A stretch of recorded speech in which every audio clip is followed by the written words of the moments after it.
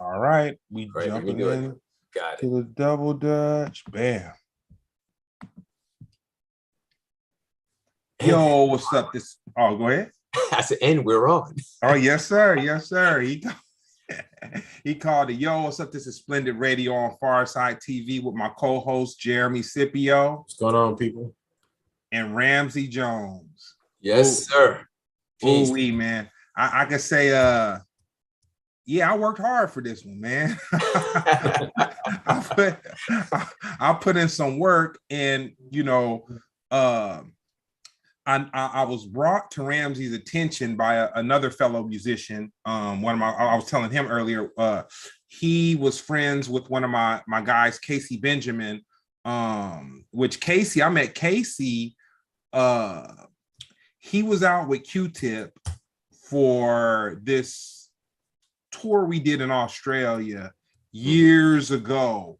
And it was Josh Barrett on the bass, and he had Casey on the he brought his horn and he played on the keys, and it was crazy because I didn't know anything about Casey before we went out with Q-Tip, but when I saw him hook up with Robert Glasper, and I didn't really know anything about Robert Glasper, like years ago I didn't know anything about him, but when I saw Casey with him, I was like, man, this is a special group of cats right here. Like this is something real. So I say that to say, when I saw that Casey had it's something that had to do with you. I ran across Casey's timeline and I saw it, and I was like, okay, Ramsey Jones. And then I was like, this guy looks, not to say you look punk rock, but I was like, okay, let me look into this. And then I saw your relationship to the Woo, and then I saw that you not only did you play drums, but you DJ'd, and I was like, man, this guy will be great for a story. We could talk for days about the Wu-Tang, but man, this dude is a musician. Like he's a working musician, and there's a difference. You know what I'm saying? I could tell when I spoke to you earlier this morning, and you were getting your kit ready to send out, on the tour that you're about to go. I could hear the excitement in your voice, like it was like, he's like, yep, we about to go out there and do it. Yes, it was. I was excited for that moment, but the drive is another thing because there's only two drivers in my group, and the group is Rebelmatic. So it's the guitarist and I driving. Everybody else don't have licenses; they don't know how to drive. So punk rock. That's punk rock, bro. I've done it many times, so I can knock on wood. I thank God I'm here and alive, be able to tell you about it and survive it. I'm glad he said punk rock, because anybody else driving would just be considered illegal. Yeah, exactly. No political statement behind it. Just just doing it. That's right. That's so, right. So with that being said, we're gonna bring people up to speed with who you are, but I want to build you as a person. I want to kind of go back, because in the B conversation that we were having before we went live, man, if we didn't have to go live, Jeremy and myself could have just kicked it and had the most hip hop conversation with you ever. Yeah. Without even getting into, the thing, but we are on Splendid, so we're going to get to that. So where were you the first time you heard hip hop, and what was the song? Well, you know what? Actually, hip hop to me was hearing the break beats. Growing up around like 70, when I think I was in like the 7th grade, going to IS 218 in East New York, because at that time we lived in Linden Plaza. We moved to Linden Plaza from Brownsville, and the first thing I heard was Super Sperm by Captain Sky. Oh. So when I heard that Super Sperm, I heard that, I was like, what? So I grabbed 2 coat hangers and was playing the beat on phone books and on my parents' bedroom. Like I had the phone book on the bed, and I would play that break beat on the bed, and my friends would come down to the house with my family and they would gather around and watch me play. And they were like, dude, you're playing it accurately. So that and Dance to the Drummer's Beat, the original version of Dance to the Drummer's Beat, not the one that doesn't have the percussion and the whistles and the fake ending, be somebody. That version was the one for me. Like that's hip hop, you know. And the third song, Give It Up, Turn It Loose, James Brown. Ooh. But then our first record I heard, I can tell you, it was Spoonie G. Spoonie G's record. Man. Spoonie's Rap. You I know, remember that. Spoonie's Rap. Wow. and it's interesting because I want to say Spoonie G. Was it Spoonie G? Was that who Ice-T was that Chiba Chiba y'all? Or no? Yeah. Okay. I think that was you're talking about not that wasn't Spoonie G. That was was it the guy that did PSK? Yeah. That was much later. That was the 80s. Yeah, because that was who Ice-T said. Like he was like, when he heard that, he was like, ooh. Yeah. And even Ice-T kind of fashioned the way that he rapped after that. Right. So like this, but Spoonie G was like 70s, 77, 78, I think. Okay. And the first major record that really put hip hop on the map was Sugar Hill Gang. When Rapper's Delight dropped, I remember I was in my first year of high school and we were in class, and I remember like introducing myself to people that, you know, making friends, and his brother named Andre was in the class and he was very shy. And I remember they closed the school down for the summer. When they opened school back for the fall semester, we all were in the same class, and all of a sudden Andre starts rhyming to the hip hop, the hip to the hibbit to the hip hop. We all turned around, looked at him like, wow, like he broke his shyness because of that record. Okay, I just want to clear something up real quick. This is me just being the young nigga in the room. So you're talking about Spoonie G, and Smoosh was talking about Schoolie D. Yeah, Schoolie D. That's right. Yeah, so it's that close. Was right. Yeah, who did PSK, which was in the 80s. Yeah, very close. Understandable. Yeah. Yes, Spoonie G was earlier, like 78. I did a lot of research to come up to that answer. Yeah. Jeremy's a very smart comedian, man. He's quick on the draw. He researches his material so that he does not misspeak, and he's funny on top of that. You know? I was really into it. I'm like, hold on, wait, that sound right. Hold on, wait. I was like, yo, but yeah, Schoolie D's PSK. That's right. Yeah, exactly. Yeah, y'all. Okay, go ahead. I'm caught up now. Sorry, but that's okay. That's okay. That's what we need. We need that because a lot of times, you know, like I forget things, and you know, I have to like give credit where credit's due and mention the names of those artists.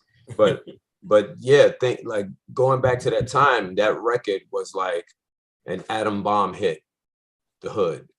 You know, and that record was huge. I mean, that and years later, Planet Rock. That was another record that was pivotal for like the sound, like that. Those guys like Africa Bambaataa, they were influenced by Kraftwerk, so that sound became freestyle.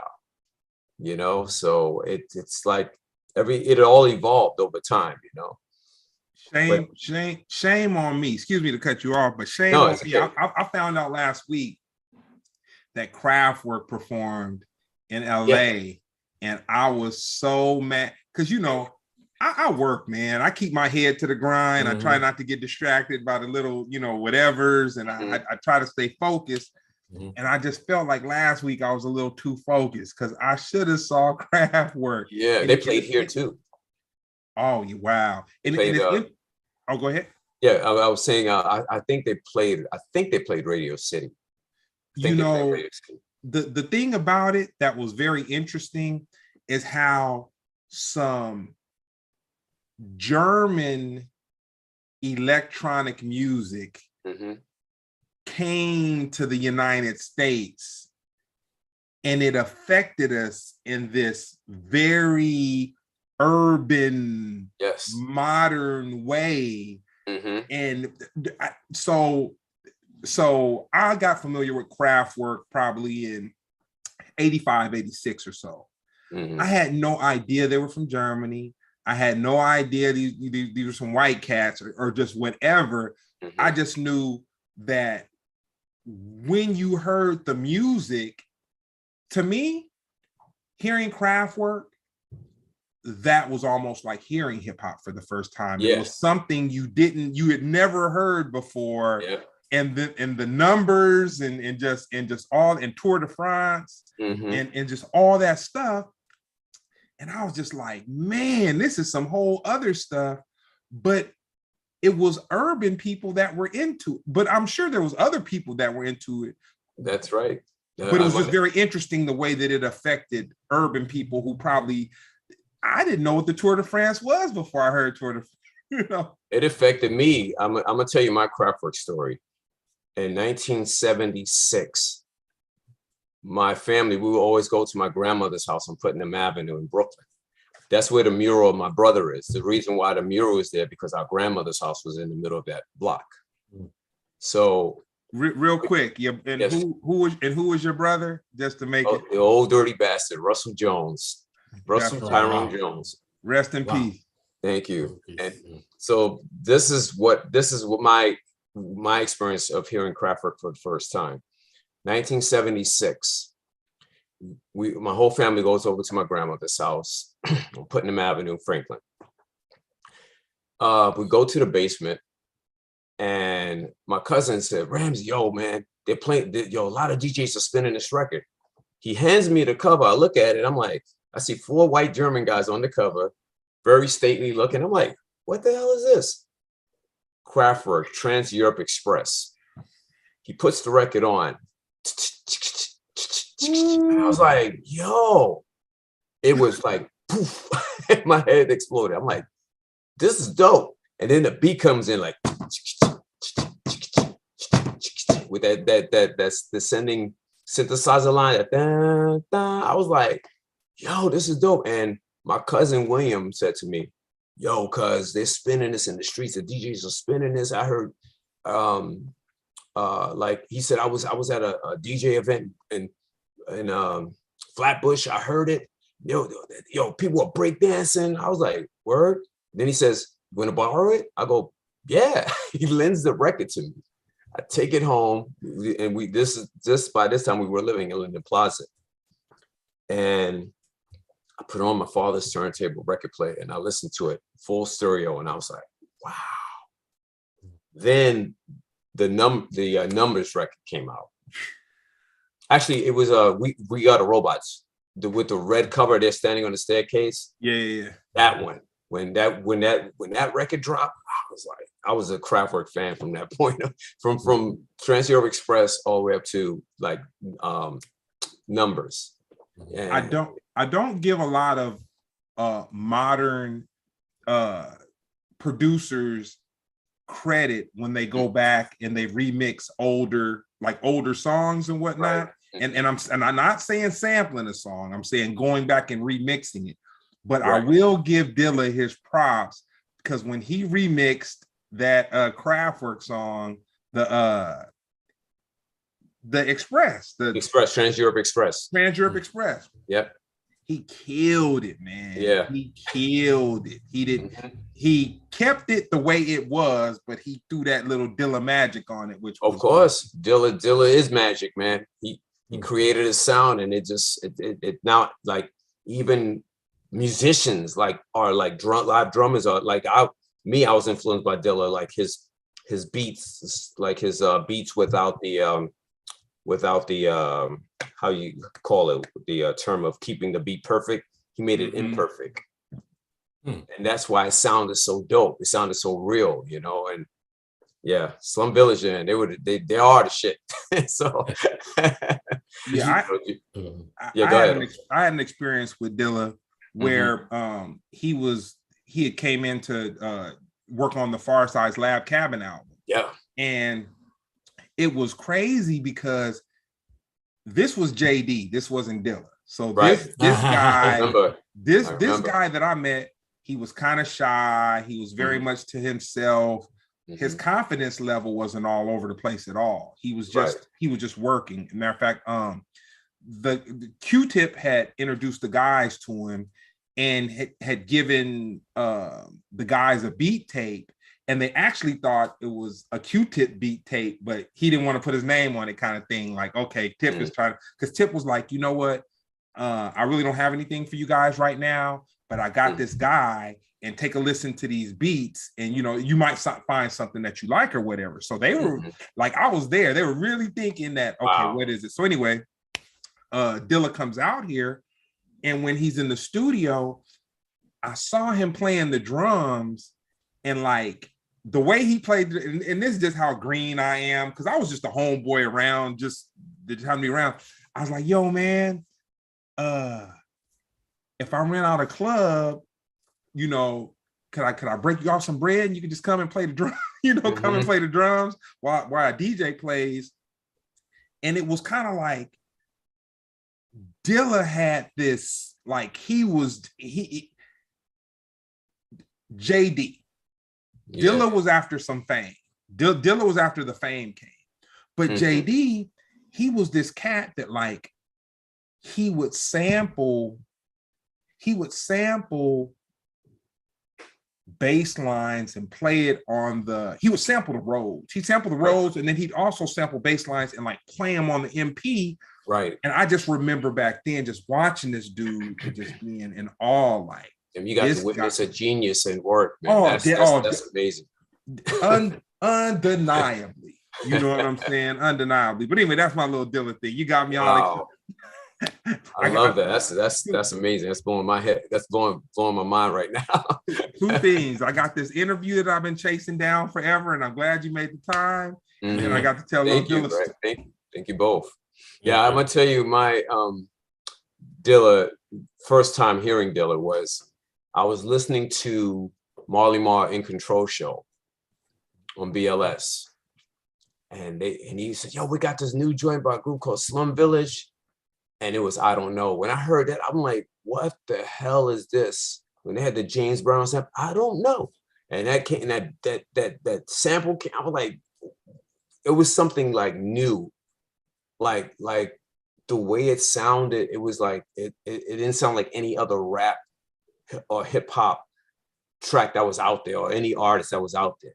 It was almost like when Batin and T3, the way they were rhyming was so like almost like off the cuff, and the track and the rhymes were just incredible. So the next day I rushed down to Fat Beats in the Village, run upstairs. I say, yo, you got this record called, and then I like go, I don't know. And the store owner looks at me like this. You don't know? I said, no, that's what it's called. I don't know. He says, I don't know what it is. So I said, okay. So I left. 2 days later, I go back up to Fat Beats. And I asked the store clerk there, I said, hey, did you guys get any like new releases? He said, yeah, we got this one record, pulls it off the wall. I see Consequences, and I Don't Know. And I was like, that's it. And I didn't even listen to it. I just grabbed it. It was a white label promo, and the track Consequence. It was Consequence and Q-Tip introducing Slum Village. Oh wow! Yeah, and this had the full version of I Don't Know, whereas the album version, they put out Fantastic Volume 1. That had the short version. Oh, you educated me. That had the short version. If you listen to it, that version is shorter than the actual version that's on the 12-inch. Okay. It's longer. It's way longer. But the version they put on Fantastic Volume 2, I think, is shorter.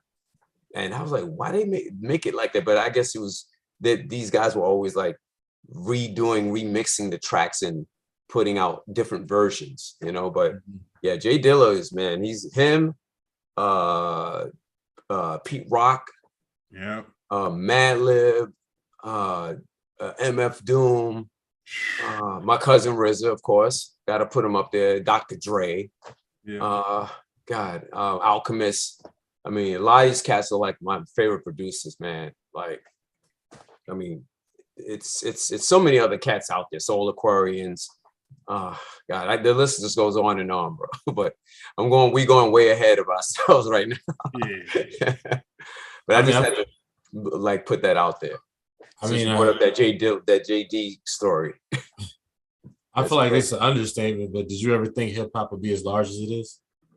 I've always felt that hip hop would make a big impact, because like I said, the first time I heard Spoonie G rap, and I think I heard the Funky 4+1. There was a version of Freedom that came out on the Sugar Hill Records. I think not Sugar Hill Records. It was another label, like a smaller label that put it out, and that was the version that I heard the DJ spin before the Sugar Hill Records did Grandmaster Flash take on Freedom.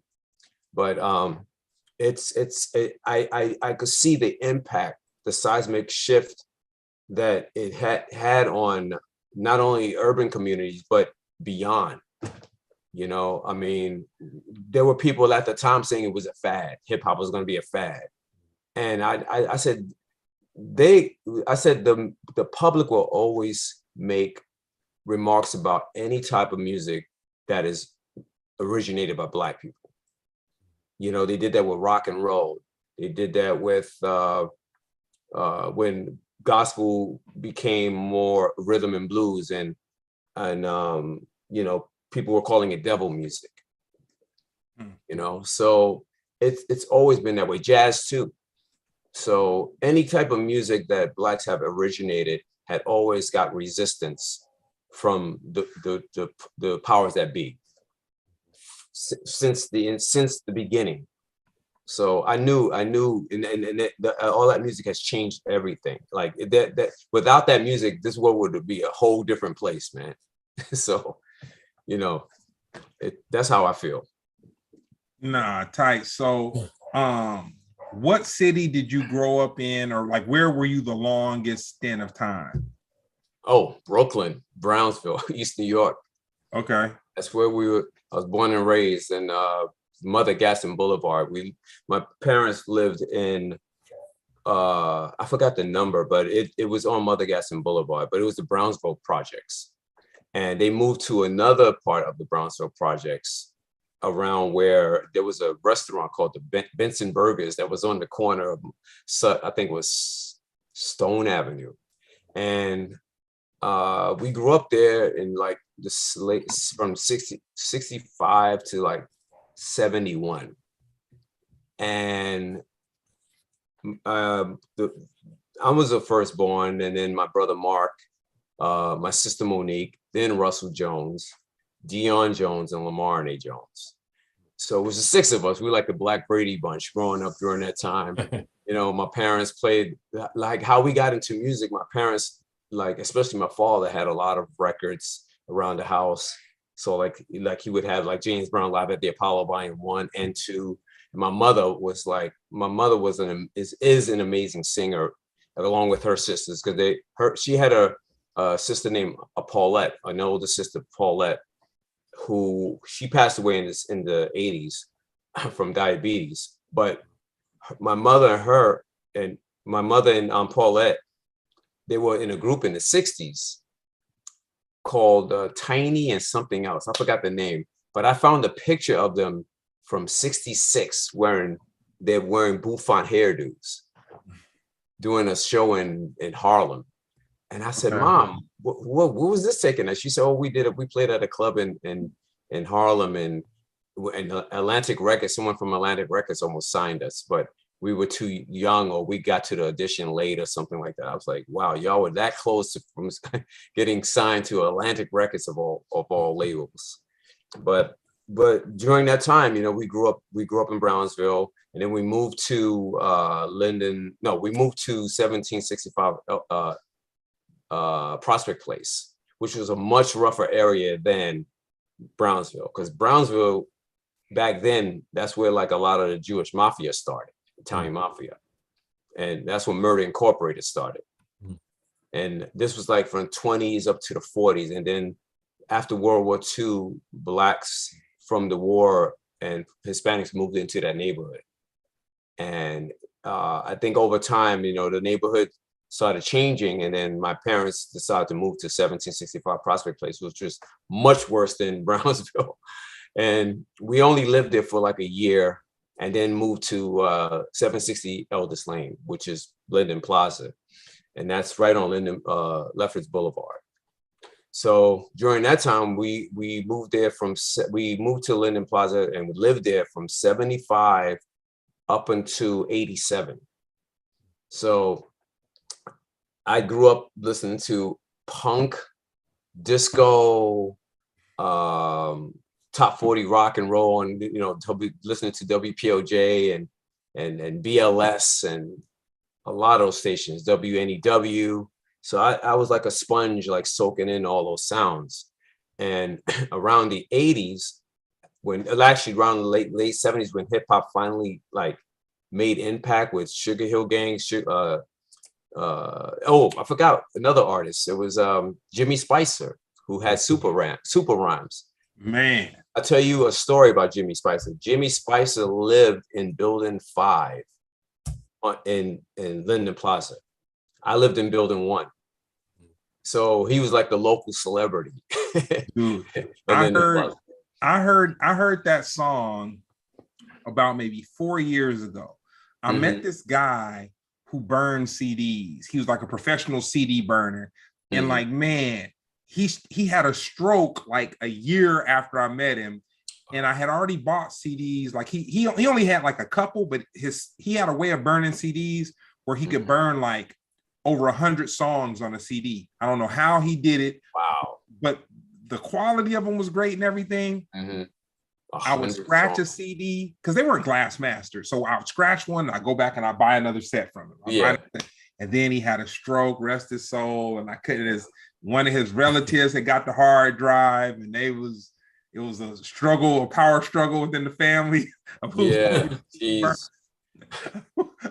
going to be the CD burner. And so the legacy was lost. But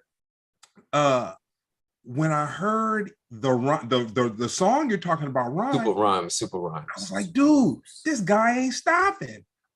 He literally rhymed. I don't even think there was a hook. I don't even think there was a hook. I know he literally rhymed the whole song. And I was like, dang. But yeah. That's when cats were hungry, man. Yeah, he also had that record, Dollar Bills. Dollar Bill, y'all. Dollar Bill, y'all. Yeah. Dollar. That's where that originally came from? That's him. Yep, that's Jimmy Spicer. Wow. That's him. Wow. That was another hit, like minor hit at the time, but it was very impactful, But yeah, he grew up in Building 5, so he was the local hip hop celebrity in our hood, at that time. And this was like right when crack was like hitting our area, and it hitting a lot of urban neighborhoods at that time, and changed the whole climate. I mean, it was crazy. It was really crazy, but hip hop was, and dance music at the time was coming out. Dance music especially was changing, because disco at the time, and I remember this well, disco was so reviled because it was a black and gay thing, and it was so profound because not only you had rock groups doing disco music, but disco also permeated commercials. You had like you remember Crazy Eddie? Crazy Eddie was Crazy Eddie was like an electronics store back in the 70s, and the character that played Crazy Eddie was like doing the Saturday Night Fever on the dance floor, but it was a comedic thing where he was tripping over other dancers and they could come down to Crazy Eddie, and the floor was all lit up. But it permeated commercials. That's how pervasive disco had become, to the point where this white disc jockey had people bring records to a baseball game in Chicago, Comiskey Park, and all the records weren't even disco records. It was black records, black artists like Stevie Wonder or Aretha Franklin, Gladys Knight and the Pips. Yeah, and there's a documentary about that. So they literally killed disco. But like I said, it was when, like, after like 1980, you couldn't even say the word disco. So it had to change like the sound, and you had groups like In Deep, a lot of the stuff on Prelude that came out afterwards, Gwen Guthrie, Change, you know, that's the Italian European disco, but the sound had changed. So that's what it becomes. So it was another name, like dance music, house music came much later. So yeah, I've seen all that. And then new wave started coming in, new wave music. And also, I forgot to mention, I grew up during the punk era. So I listened to the Sex Pistols. I listened to the Clash. I love those bands. And my mother was like, what is this music where I hear teenagers are spitting on other? I said, well, that's happening in England, Mom. I would read these magazines and see like the English people that were going to those punk shows back at that time. They would spit on the performer while they were playing, like the Sex Pistols, and he would Steve Bader would spit back on the audience. You know, it was that's how that shit was back in the days. You know, that's why. I know that was, you know, a rap. You know, they'd be like, "Oh yeah, spit some rhymes or something like that." But I was like, I can imagine. That's what I thought you was gonna say. Like, what music is spitting? No, they would literally like this like is Ubers. That's wild. What music would you say would be like the soundtrack to your junior high school experience? Oh man, what music? God, I would say definitely hip hop, but also I was listening to a lot of the no wave stuff at the time. No wave was like, it was punk mixed with hip hop, mixed with funk. So you had groups like ESG. If you don't know who ESG is, they're a bunch of family of sisters, and they formed a group. And I think one of the songs you might know is "Make It Moody, Yeah, Yeah." Dun, dun, dun. Make it moody, yeah, yeah. Dun, dun, dun. Like this, and it had percussion and just a drum break on it. Also, Liquid, group called Liquid. The song they had, Grandmaster Flash and the Furious Five covered it, and it was called White Lines. Yeah. It was Liquid that wrote that song. So everybody knows it as a Grandmaster Flash and the Furious Five song, but it's not. They weren't the originals. Liquid were the originals. Wow. Group that did that song. So we've kind of. I know. Fast forward. No. We can't even do that yet. We still got conversation, but yeah, of course, I got a lot.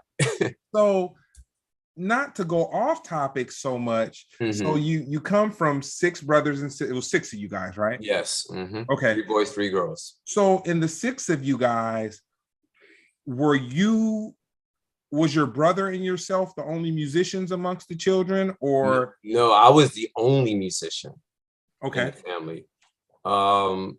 They were into music. My brothers and sisters were into music because at the time, I could tell you what was the catalyst of me getting into music to begin with. In 1970, I was 4 years old in around September of 1970, and my father came home from work and said, "Hey son, watch the news with me." So I went in the living room with him, and mind you, we had a GE turntable in the room. My father bought us a GE turntable for the kids. So Sesame Street was popular at the time, so they put out their first record, and it was a big success. You know, Sesame Street's still popular now. So my father calls me into the living room. We watched the news, and I see Jimi Hendrix obituary on TV.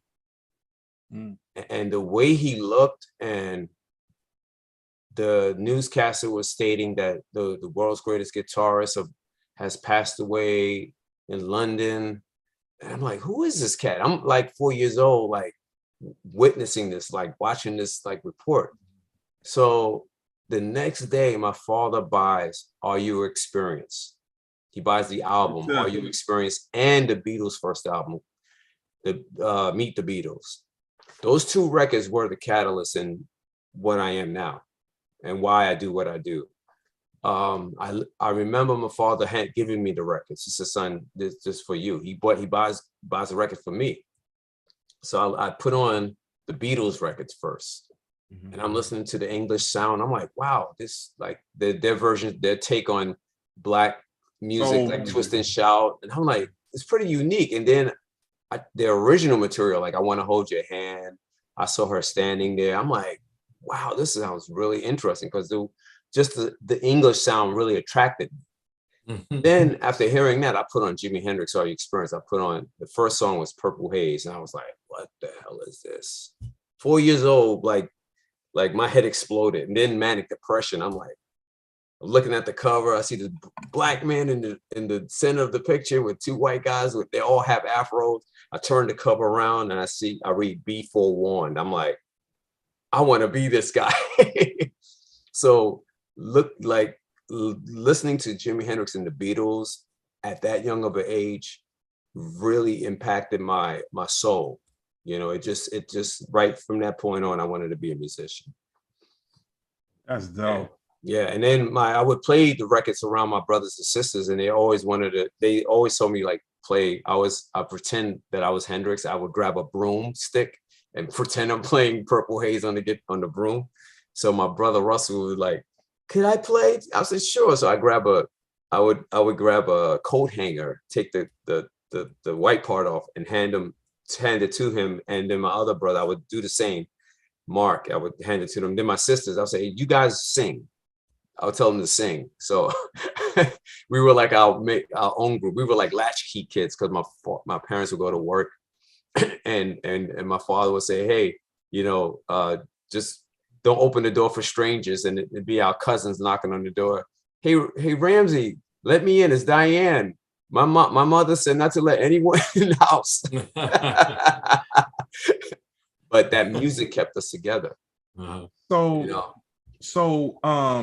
At what point did you realize that the RZA was doing music, and then you kind of came into the weave and fold of that, or you ended up actually doing music with the RZA years down the road, and then it was kind of like, okay. Well, I'll tell you how it started was, I told RZA and my cousins, when they lived in Crown Heights, so they would come over to our house in Brownsville. In the Brownsville projects. You mean to tell me they grew up originally from Crown Heights. Originally from Crown Heights, Brooklyn? Yes. And not Staten Island, not from Shaolin? Well, 2 years later, they moved to Staten Island. 2 years later, they lived in one of those not brownstone type of buildings, but it was like the multiple family buildings with a brown brick. It was a lot of those down in Crown Heights and in parts of Brooklyn. They lived there first, and then about 2 years later, because they when they lived in Crown Heights, my family we would always go to their house, and they would come to our house in Brownsville. So about a couple of years later, they moved to Staten Island, settled there in Park Hill, and we would go visit them in Staten Island. And around when hip hop started hitting, like I said, Sugar Hill Gang dropped, then UTFO dropped. Around that time, the Fat Boys came out with their first album. I remember RZA coming over to my house in Linden Plaza. We moved to Linden Plaza by then. That was like we moved there in 1975, but they apparently my cousin RZA was coming over to the house in around 1982.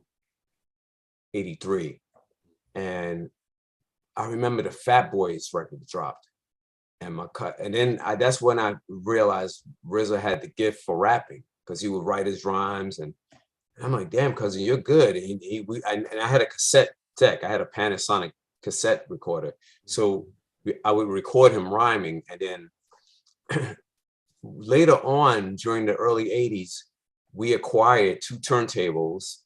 I had a mixer, so I had 1 turntable, and we somehow got a second turntable. And then my brother Russell and RZA, they got a drum machine. I don't know how they acquired a drum machine, but we had one with the press buttons.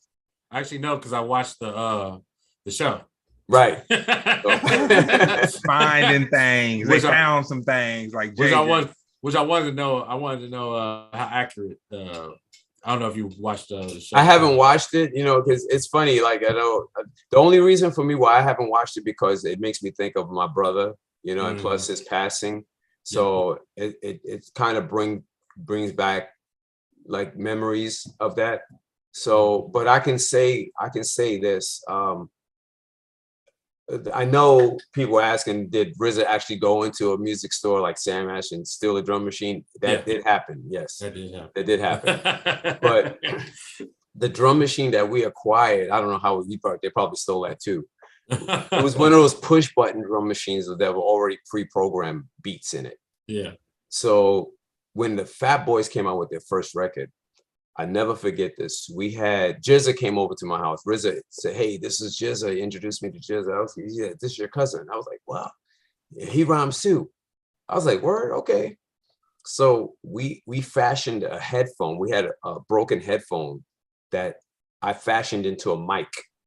So I put it underneath a shoebox and I grabbed the coat hangers and played drum breaks on the shoebox with the headphone acting as a mic under it. And we turned up the stereo. We had it plugged into the stereo and we just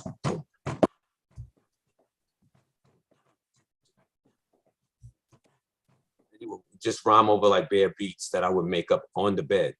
Okay. And then I would take that same headphone mic and do a human beatbox, trying to be like Buffy. And we put the bass up on the amplifier, and we had the door closed to our bedroom because we did this all in my bedroom. It was that I shared with my two brothers. My Aunt Kat, may she rest in peace, she knocked on the door. Never forget this. She knocked on the door and opened the door. She says, Are y'all playing that new Fat Boys record? I'm like, no, Aunt Kat, that's me doing beatbox. She looked at me like, whoa, that sounds just like the record. Like, that's when I knew we had some. So I told RZA and Jizz, I said, yo, we should make our own hip hop tapes. So we would scratch up Catch the Beat by T-Ski Valley. And I would just play the drum machine. And then I had a Casio keyboard. So I would play music over the program beat while my cousin RZA would be scratching. And then he would grab the mic and rhyme, him and Jizza. And they took that tape to this. I think RZA took that tape to his school. And he came back the following week because they would come over our house every weekend. Came back the following week and said, yo, cuz, man, my schoolmates love that tape, man. We should do more shit like that. I said, okay, cool. We did a lot more tapes. And then over time, my brother was like, he was observing all this. So they would him and RZA would go to 42nd Street a lot, you know, and just to go to the Kung Fu flicks. And we were watching the Kung Fu flicks in my house. And then I would go to 42nd Street, watch the Kung Fu flicks also. And I think over time, we kind of split apart. They went their way. Like RZA was working with other producers, local producers, to do like hip hop tracks. And then I found out my cousin RZA and Jizza and my brother put out a 12-inch on some small independent label and they called their crew the All In Together Now crew.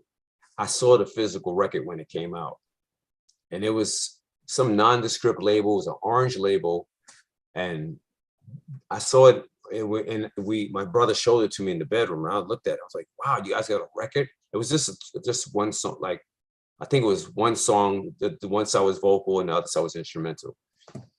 That record could be worth priceless today, but it was a record called All In Together Now crew is gone now. So, but yeah, we just went our separate ways. But I was the one doing the music, and then we kind of separated.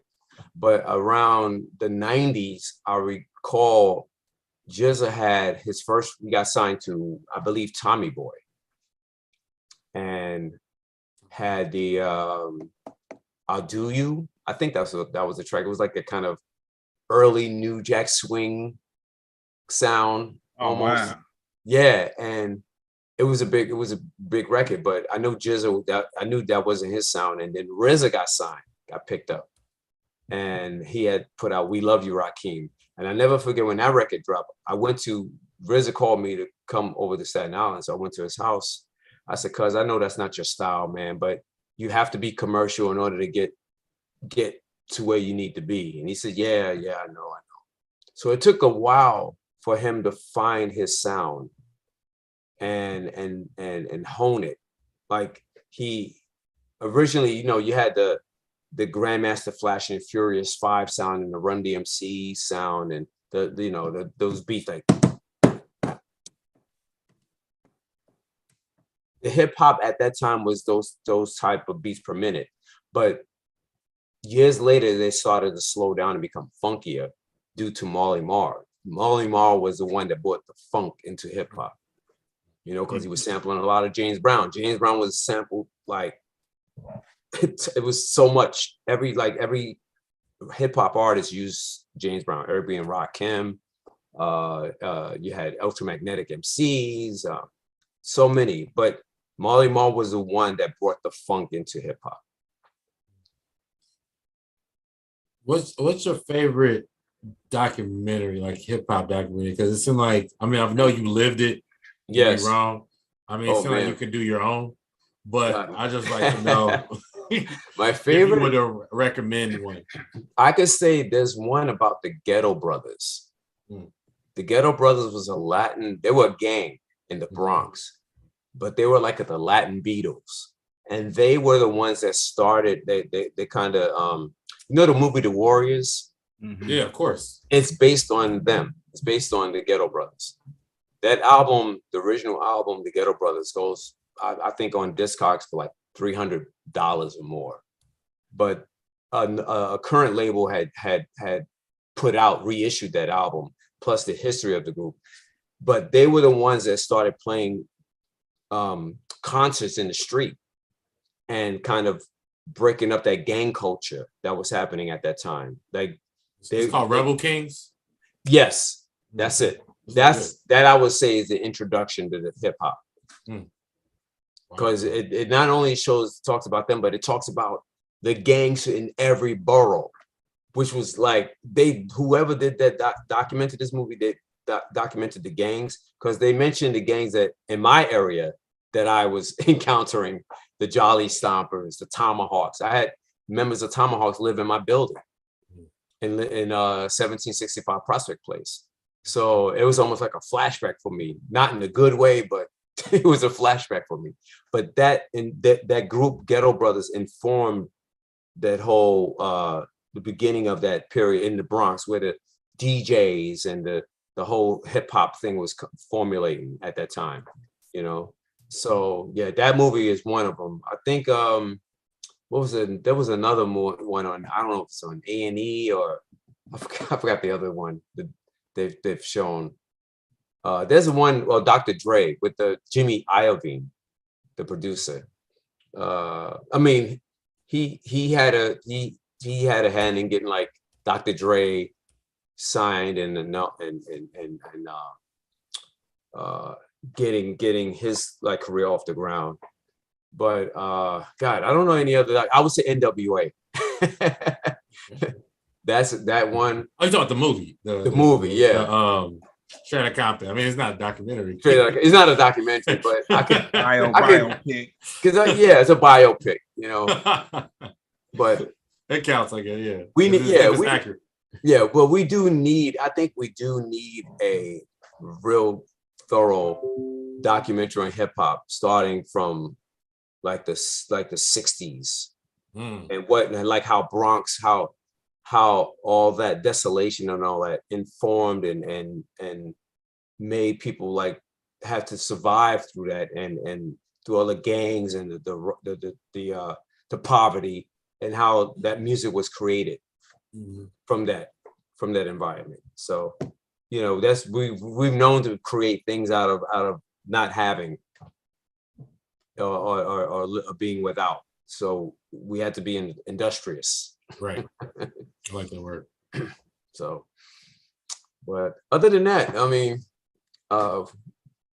that's what it was like growing up during that time, and RZA at the time, like he started to get into more, and I didn't see this coming, but he finally got his sound by getting deep into the Stax catalog. Oh wow. Yeah. So I tell you the first time RZA's brother came to visit me at Tower Video. I was working at Tower Video in 1990. Yeah, 1990. About 1995 or 6, I think. 95 actually. King, which is RZA's eldest brother, came to visit me in Tower Video and said, "Yo, Rams, yo, you know, Robert got like a hip hop group called Wu-Tang Clan." I'm like, "Word?" He said, "Yeah," and he got everybody signed to individual deals. He's got your brother signed. He's got Method Man. I'm like, Method Man? This is the first time I'm hearing these names. I said, Ghostface Killer. I'm like, "Go what? Word?" So I said, "That's great." I said, "I never heard." He said, "Dude, it's the first in history that RZA got not only the whole group signed, but also got individual deals for all of them." I said, "All of who?" He said, "Your brother, Method Man." And that's, like I said, this is the first time I'm hearing these names. So a couple of weeks later, RZA and his brother King picks me up from the video store, and they said, "Yo, cuz, we want you to hear this new song that's coming out." Because Protect Your Neck had came out on their own label. They were selling it out of the back of their car, and it was big success. So Loud picked them up, and I remember RZA was driving me back to Broadway, East New York, which is the A train stop, one of the A train stops in Brooklyn. So while he's driving me there, he said, "Yo, cuz, I want you to hear this track. We want you to pick out what you think the single should be." So he plays me "After Laughter Comes Tears." Dun, dun, dun, dun, dun, dun, dun, dun, dun, dun. Then he rhymes over. I was like, "This is dope." I'm in the backseat like, "Oh, this is hot." Then he says, "Okay, this is the other song that we want to play you." And it was like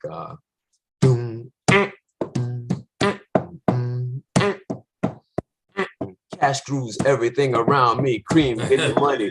I was like, that should be the single. Oh, what? He said, "You sure?" I go, "Yeah." He said, "All right." And they dropped me off at my stop, and I got on the train.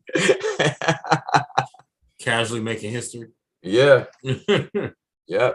So that became huge. That became like their anthem. So from there, that first album dropped, and they were well on their way. So how did you end up playing drums for the GZA? Well, let me go further back. So after the second Wu-Tang album dropped, and I think my cousin also, he did the Gravediggers with Prince Paul, and I met Prince Paul during that time and talked about his production. And I was like going to Fat Beats every day in Manhattan, and I would bump into Pete Rock or Q-Tip, and just tell them how I love their work and the productions. And so my cousin called me up at Tower Records. I was working at Tower Records at that time, where I transferred from the video store, worked at the bookstore, and then transferred to the record store. So my cousin calls me up, says, "Yo, cuz, man, I got this, I'm doing a song for the Batman Forever movie." I was like, "Word?" He says, "Yeah, I want you to play on it." I said, "Cool." He picks me up from work, drives me out to Staten Island to his studio, grabs a bass guitar, says, "Hey, tune this up. I just bought this off a crackhead for $5. I was like, "Oh, $5?" I said, "What a bargain." So I tuned it up, and he plays me the basic track, just the drums and I'm like, "So what do you want me to play on?" He said, "Just play the Batman theme." So I said, "Okay." So I tuned it up, and I did it in one take, just boom, boom, boom, boom, boom, just playing that bass line. So we listened back to it, and I'm like, "Damn, this track needs something else." So I get on the synthesizer and I pull up a sound, and I do that ring, dun, da, da, dun, dun, da, da, dun, that's you hear on the top of that track. I did that in one take. So he listened, and he didn't know I did it because I didn't even know he had it on record. So I just said, man, it needs something else on it. So I played that little synth riff on the top of it, the synth line. And then we listened back to it. He says, looks back at me, he says, it's done. I was like, that's it, all you need? He said, yeah, that's it. So he paid for a cab for me. I drove me right to my house. And then that track ended up on the Batman Forever soundtrack and the video. My brother's in the video. My Papa Wu, my cousin, and the record becomes big. And it turns out the Batman Forever soundtrack with multi-platinum. The reason why with multi-platinum is because Seal had the song "Kiss from a Rose" on it. Absolutely, absolutely. Wow. So Huge. My cousin RZA gets a multi-platinum record award with my name on it. And he loses the record during a move to another house. I was so pissed. I was like, how you manage to keep your gold and platinum records, but you lose my multi-platinum record? He said, "I get you another one." He said, like it's casual, like I'll just get you another one. Yeah, no, he didn't even say I get you another one. So I just lost it during a move. I'm like, wow, bro, okay. But that's when it started. It started with that track, the Batman Forever soundtrack. And then he called me for to put me on other things. And I ended up getting other musicians that I grew up with on those tracks. I want to give them credit right now because they're not credited on those albums. Mm-hmm. The bass player, Jabril Touré, who plays with me with Jizza in my current band, Funky Nomads. Emmy Equality. He lives in Ohio right now. He's playing keys on a lot of those tracks. I also had Jerome Jordan from guitar, who used to play with me in the Jizza group, but due to cuts from through management that wanted to cut members of the group out, he was one of them I had to sacrifice from the group, which we needed guitar in the group anyway. But he's on a lot of those Wu-Tang songs. So I'll tell you what tracks we on. So the second thing we did was try to remember. We did a Curtis Mayfield song from the Claudine movie, which was The Makings of You. We recorded that in the studio. RZA said, look, he wanted to use that as a sample. And my aunt Linda, RZA's mother, had passed away at that time. So doing that song was kind of like, it was for me, it was sad because she had just passed away at that time. And we did that song. Ghostface was in the studio and he was like, yo, that's hot, man. You guys did a great version of it. We also had, Dwayne Eubanks on trumpet. Dwayne Eubanks is Kevin Eubanks' brother. The Robin Eubanks, Robin Eubanks was on the Tonight Show for Jay Leno. He was the musical director. Oh, okay. So yeah, the guitarist. He plays on Steve Arrington's "Nobody Can Be You But You." He's on that album. But they're amazing jazz musicians in their own right. Robin, Dwayne, Kevin. So Dwayne Eubanks is also playing on Iron Flag. So the tracks that we were playing on the W, we're playing on the W, the Jump Off. We're playing on there's another song I'm playing on the Jump Off on the W with them, and we're playing on Run. It's me and Jabril playing on Run, the track that Jada Kiss and Ghostface Killer had did. Mm-hmm. RZA called me up, said, hey, yo, cuz, I got this new track Ghostface wants you to play on. I was like, okay. And he sends me the track through my email, and I hear it. And I hear, I was like, yes, I want to be on this track. So I called my bass player, Jabril Touré. I said, yo, got to go to 36 Chambers now. So we go to the studio. Ghostface is there with his manager. My cousin RZA's there. The engineers that forgot the cat's name. RZA always uses him. Matter of fact, I got to see Choco. That's his name, Choco. He's an engineer for RZA and Wu-Tang. But they ran the track and I just played the drums on it. And then my bass player, Jabril Touré, played the bass line over it. We listened back. We did it in one take. Listened back, and the guy was like, "Okay, it'll do. It'll pass," because they were worried that the sample wouldn't clear, so they had us replay it, and it sounded exactly like it, exactly like it. And after that, we played on this album. I got the CDs right here, by the way. So played on this album, Iron Flag. I'm only credited for one track, but I am on the intro of In the Hood. In the beginning, there's RZA's rhyming over a drum break. That's me on drums, and also my band, not Dwayne Eubanks, Jabril Touré, Jerome Jordan, and Emmy. We're on the track Uzi Pinky Ring. We recorded that track on a Friday. By the following Monday, it was on radio, already on radio. They literally just did it like quick, like promoted it on radio. And the other track that we played on, which is Dwayne Eubanks on trumpet, Jabril Touré on bass, Jerome Jordan on guitar, me on drums, and Emmy on keys, is Babies, which is on this album. And Pete Rock personally told me that's his favorite track off that album. Wow. And like I said, he's one of my favorite producers.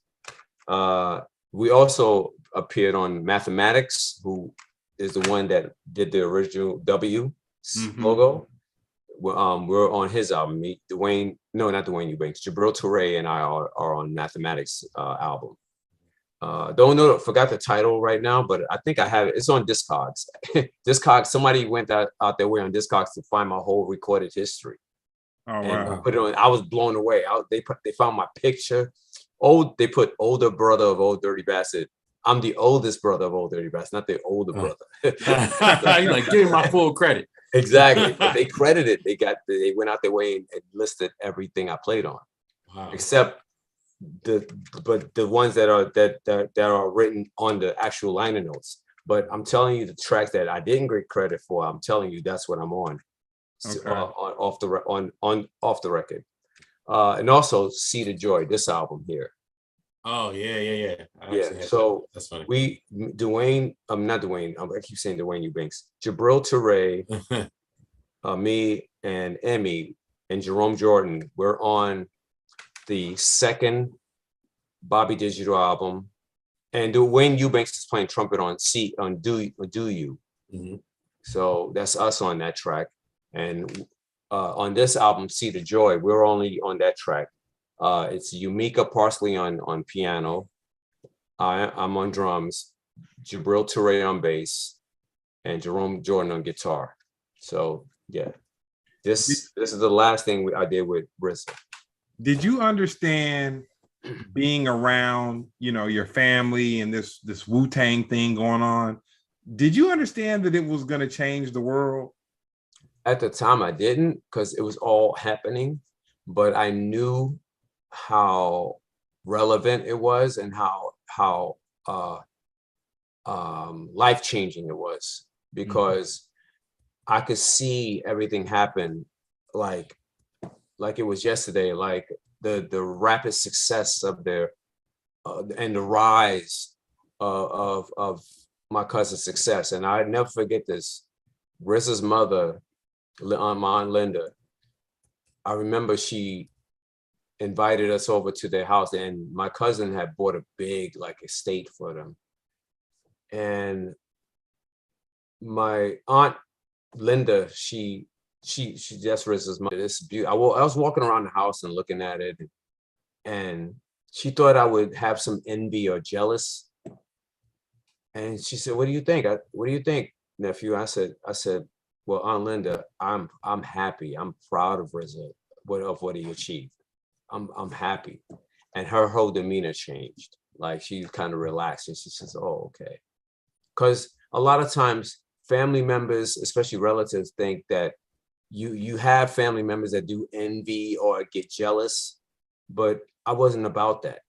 I was proud of my cousin, of what he achieved and what he was able to make happen. And they had this, he said that in his 6-year plan in the Tao Wu, and he made it happen in that time, like less than 6 years. So I was proud of his success. I was proud of him making each member like shine. You know, my brother and Ghostface and Method Man. I got to meet Method Man actually right after I did that Riddler track. He came to visit me at Tower Records, and he said, "Yo, Ramsey, what's up?" I said, "Dude," I said, "Dude, I'm happy about the success of that Riddler single." He said, "Yeah, man, yeah." And then his album had dropped to Kyle, so you know, I was just like, "Dude, I'm glad to be a part of it." Just RZA allowing me the opportunity to display my talent. And how Jizza, me playing with Jizza came about. Fast forward to 2010. My cousin Jizza calls me up and says, "Yo, I realized I've been playing with a lot. I've been using different musicians to back me up live, and I forgot you were the musician in the family." So the first show I did with Jizza, and I hired some of the band members that I mentioned that's on those albums. I hired them to play with that first show we did was at Irving Plaza, and it was packed, man. It was sold out. But it was the beginning, because over the years, I would say we've been playing with Jizza for 12 years now, and it gets better and better each time. So we perform Liquid Swords in its entirety. We do other Wu-Tang numbers, and we even go I even dig deep into the catalog of Jizza's work. That stuff he doesn't even do live. I tested him, you know, like, "Yo, cuz, let's do this song," you know, and he's like, "Oh, you want to do that one?" You know, he said, "Damn, I forgot the rhymes." I was like, "You kidding me?" I forgot which song it was, but I think it's off the Pro Tools album or the second Jizza album. But things like songs like I'm trying to remember the song that we cover. Crash the Crew. With us, when we perform it live, it rocks. And he wanted us to re-recorded it in the studio, but it didn't pan out. You know, this was like 2 months ago. But down the line, we're gonna record a new album with my cousin, because he needs a new album. You know, I'll say that I've watched the Jizza NPR Tiny Desk concert with the Young Soul Rebels. I've seen it over 50 times. I can say that. I would say wow. No, it's yeah. If you haven't seen it, I've seen NPR Jizza Tiny Desk concert, and to me,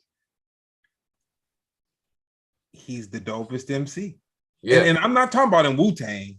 I'm talking about, I know he's not the oldest MC. I know there's MCs that came before him, but the way he articulates words and puts them together, his cadence and the intellectual part that he puts into it. Yeah. Man, I just can't say that anyone else. Now, people can make good songs. Like I'm not saying that people can't make good songs. Right.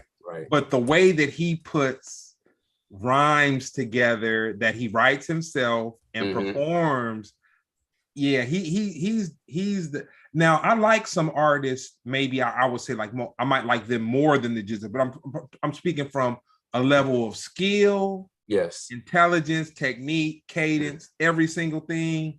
Jizza's, yeah, he's it for me, man. Yeah, same here. I told him, like, I would say my favorite album from him, besides the first one, is him with DJ Muggs. I have not heard that. The Grandmasters. I have not heard that album. And that he just be dropping stuff, man. He's dropped stuff so casual. Yeah. But he needs to drop a new album with my band Funky Nomads. And we're gonna make that happen. We're gonna make that happen.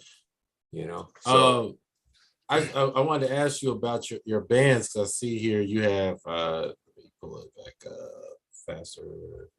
You have quite a few bands. It's not just a couple. You have let's see, you have Funk Face, Black Vampires, Abstract, and the Funky Nomads. Is there a difference? There's more. Or just different? There's a lot more.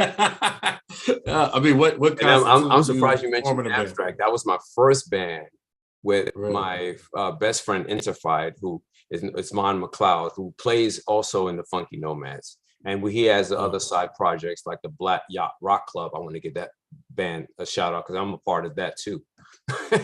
I'm like, so every time you like find a new like friend and add a new member, you like, we just gotta change the name. Well, it's not find a new friend. It's the same people, but we have other projects. We do different projects. But I'm gonna tell you, Abstract was my first band with Interfied, Von McLeod. And Abstract consisted of Ray Russell on bass, Von McLeod on keys, Mark Waith on guitar, John Ortiz, he passed away a couple of years ago, rest in peace, on vocals, and me on drums. And then Funk Face, I joined Funk Face right after that band broke up.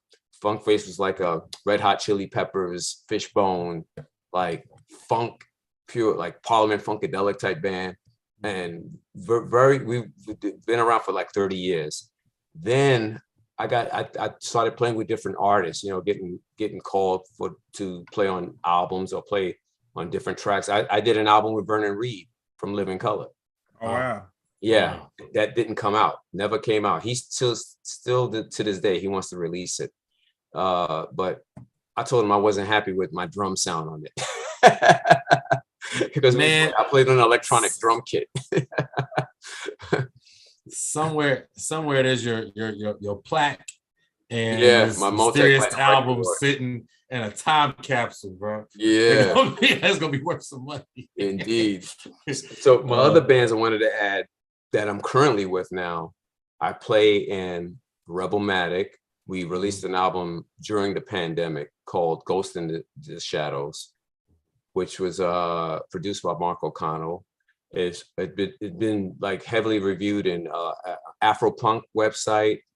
We played Afropunk a few times. Also, my band Funk Face played Afropunk, so I got history there. And I wanted to add, we are in the original Afropunk movie, Funk Face. Wow. So James Spooner was the director of that movie. He was the one that started Afropunk, just so you know, because Afropunk is totally different from what it used to be, you know. But yeah, my band is in it. I'm in a mosh pit and CBGB's in a scene in that movie. So it's like a quick shot. I'm just like slam dancing with the crowd in there.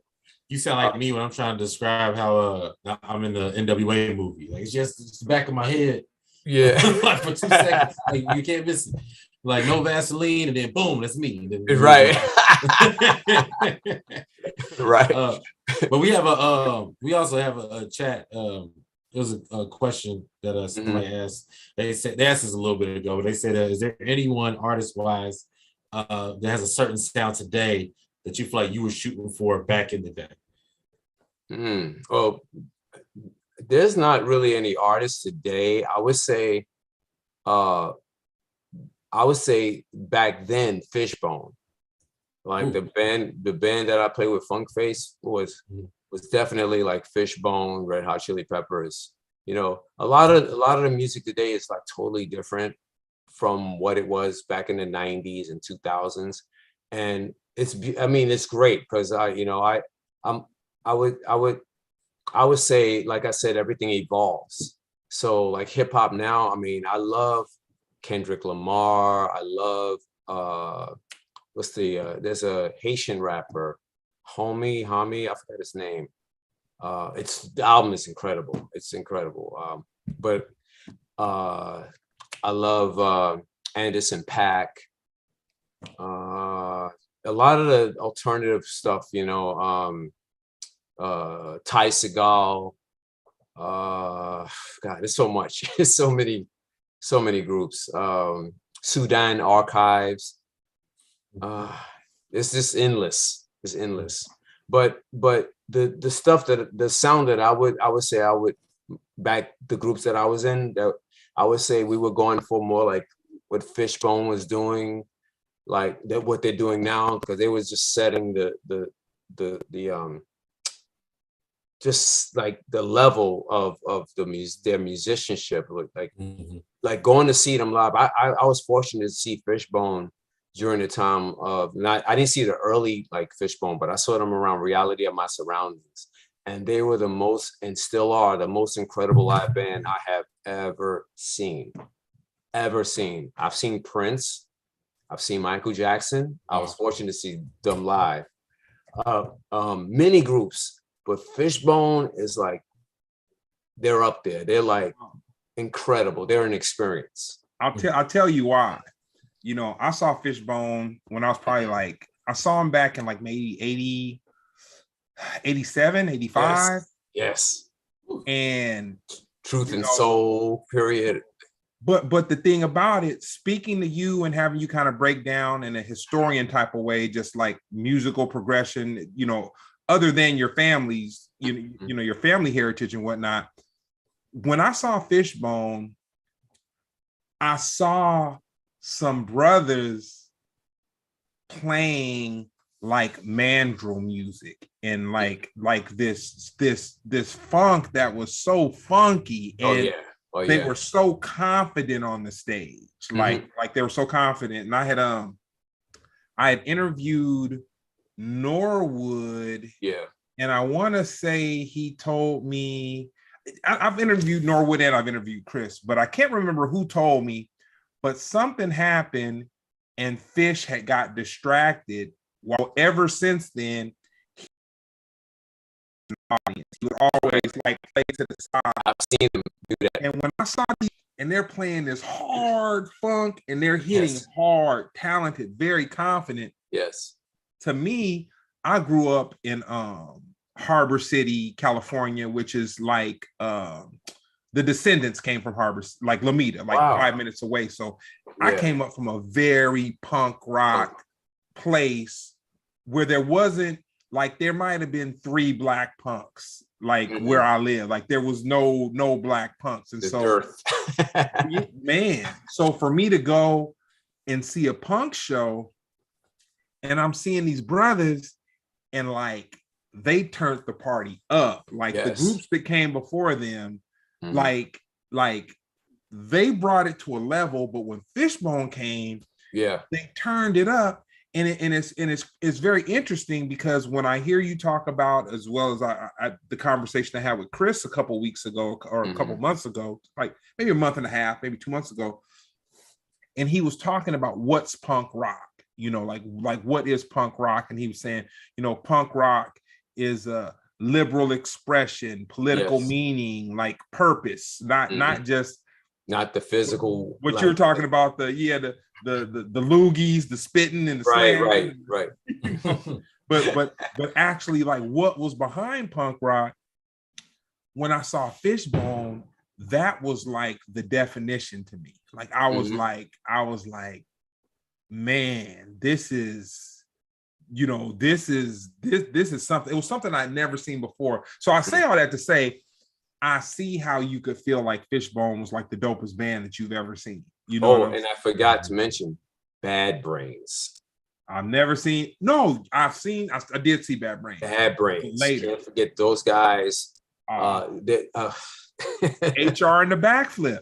Yeah. HR in the backflip. Like I could say Bad Brains gave birth to In Living Color, Fishbone. Okay, so Jeremy, this is one for you. Okay. Bad Brains was so hardcore, they got banned in Washington, D.C. They could not play music in Washington. They were punk rock. They were punk rock. So man, we gonna have you come back, Ramsey. But it's I'm a wind down. Glad to. The last couple of few. Yeah, this was way more history than I was prepared. Yeah, absolutely. Yeah, there's way more. Dude, I tell you, I give you all unadulterated. Like, you know, there's more. It's so much more. Nah, when you come to LA, we gonna kick it, man. I'm definitely gonna come out and see you. And once again, man, I appreciate you making the time, but I'm diligent, man. I knew I didn't know I was gonna get what I got, but I knew I was gonna get something. That was, But that's the best part. You never know what you're Yeah. gonna hear from me, and I just keep spilling it out. If you could have your dream verses, dead or alive, who would it be? My dream verses? Gosh. God, you know what? Wow. That's a good one.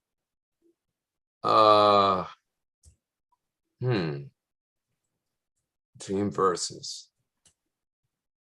I would say, and I'm not like in the competitive thing, Mm-hmm. I would say Jimi Hendrix versus Eddie Van Halen. Oh man, that's no. I mean, it would be good, but that's no competition, man. No competition, right? That's good. That's good. I put the two greatest guitarists that changed the game. Okay. That's why I'll put them up there. Who else? I would say versus Earth, Wind and Fire versus Mandrill. Woo. Man. You know one that I didn't think of until I asked you that question that will be good. Sly and the Family Stone versus the Ohio Players. Oh yes. That would be. Oh yes. Or Sly and the Family Stone versus I would say Parliament Funkadelic. I'll tell you a bit of history that I heard. I swear I researched it, but I might not have. But I think I did research it. Okay, so whenever you see Drake's father and he has that big mustache, who does he look like to you? God, I'll be honest, I haven't seen Drake's father. Okay, well, I can look him up on my phone. He has a Larry Graham mustache, and he's Larry Graham's brother. I didn't know that. Yeah, I didn't know that. Yeah. Now Larry Graham, crazy. he gave birth to Prince, like almost everything that he Prince gave birth to funk bass. Yeah. Plucking the thumb, plucking the string with I mean, could you imagine hearing okay, like the second album? What was it? The second album, you can hear it prominently on those tracks. How revolutionary that sounded. Then people were like, "What the?" Like, it's mind blowing. Flea definitely gives it up to him. Oh yeah, yo, Flea definitely. He won't. He definitely gives it up to him. Yo, I gotta tell you this real quick. So, I remember when Larry Graham's Graham Central Station album first came out in 72, I think. 71, I think it was 71 or 70. And this is 71. So I remember putting the record on and I heard, "We've been waiting for so long. It's waiting to play for you some of our songs a cappella." I was like, what? They start their album off with an a cappella, all their voices, just "Betcha by golly. Graham Central Station is the name of the group." That the female singing that.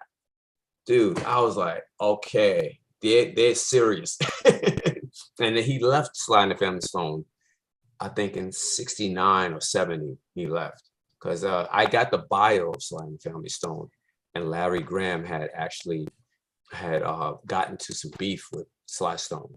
So they had eventually went their separate ways. But he started Grand Central Station. Man, I was like, yo, I heard that the plucking, that was it. I was like, this band is amazing. I think I was 7 years old when that album dropped. But what a time.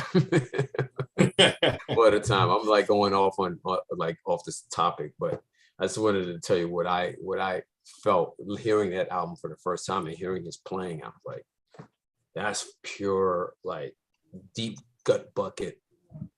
Ugh. I can't even give it a description. But Larry Graham, I didn't know that was his brother. You just revealed something to me. I got to look it up now. Was I correct, Jeremy? Did you run the facts? Man, that's too much. I can't right now. Okay. Let me see. Wow. They said let me see. Someone else asked if let me see.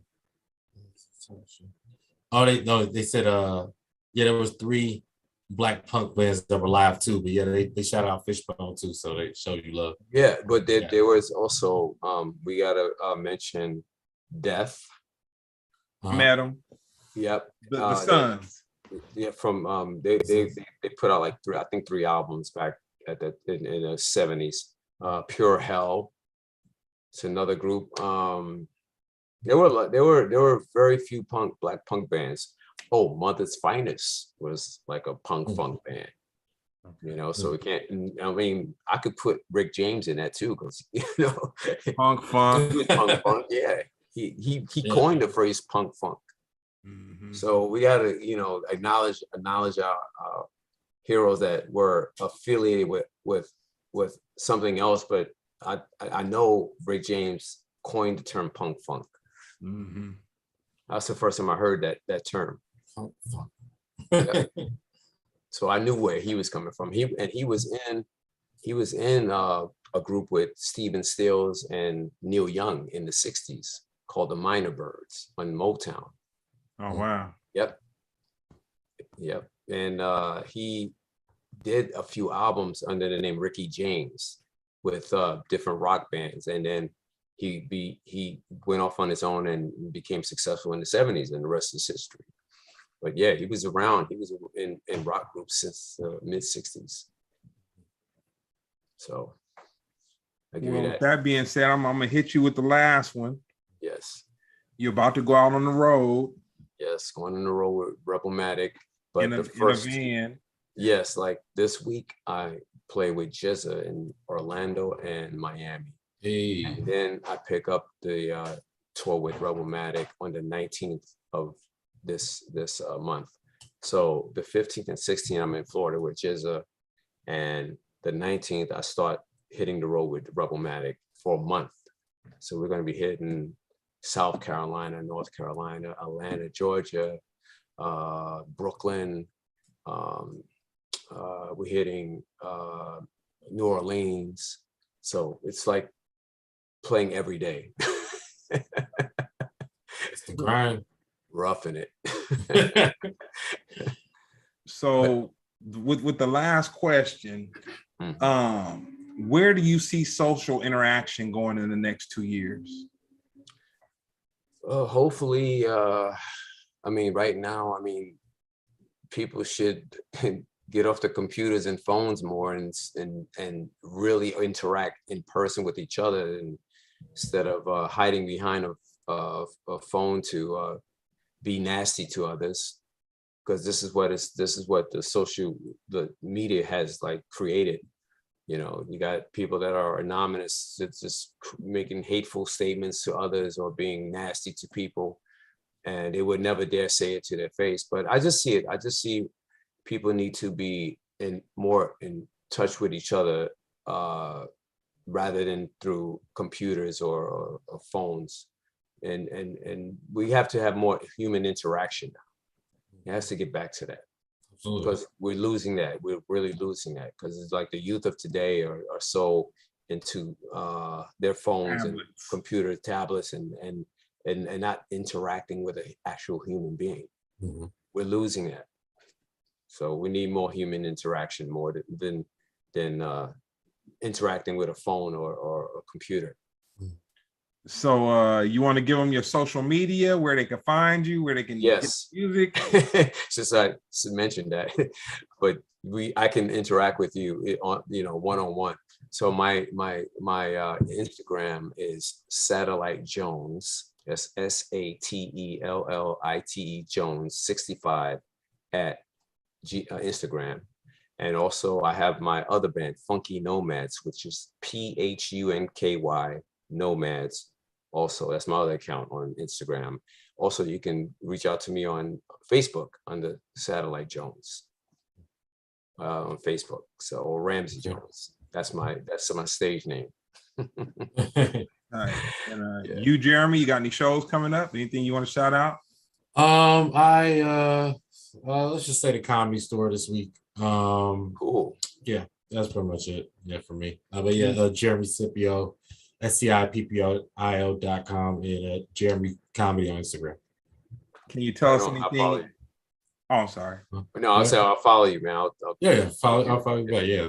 Can you tell us anything about this project that you jetted out on, or we got to wait a little longer for you to tell us about that? You talking about the film? Yeah. Oh, it's no point in talking about it right now. I mean, okay. It just wrapped on me. It's either one or two things. Either A, it'll come out next year and I can talk about it, or B, I'll be like, oh man, they cut my whole scene out. And I'm like, hey, that happens. I wasn't. Nah, yeah, that's tight. Well, no, man. Thank you, Ramsey. And once again, it was a pleasure having you, Jeremy. I'm glad you you know what I'm saying, Jeremy, he's hitting the stage more now than he was before. You know, he was you know, with COVID, Jeremy, like, it was crazy.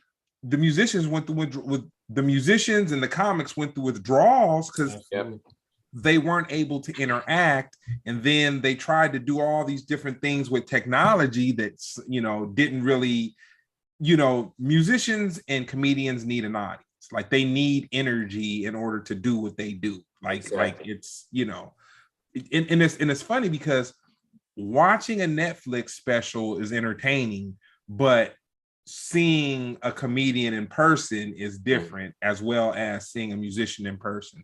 So I'm glad we're to better times. So no, man, thank you, Ramsey. Thank you, Jeremy. This is Splendid Radio. Jeremy. Thank you.